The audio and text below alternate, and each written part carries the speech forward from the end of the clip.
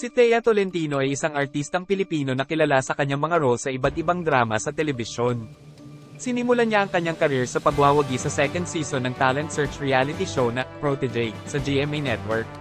Simula noon, naging contract artist na siya ng GMA at lumabas na sa mga palabas tulad ng Anak Ermina, Myra, Babaeng Apoy, Hahamaki ng Lahat, at Asawa Ko, Karibal Po.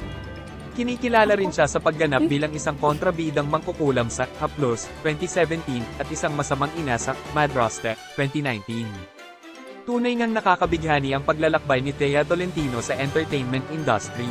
Muli niyang binalikan ang kanyang mga unang araw bilang isang artist sa isang episode ng Fast Talk with Boy Abunda na nagmumuni-muni sa mga hamon at milestone na nakatagpo niya sa daan.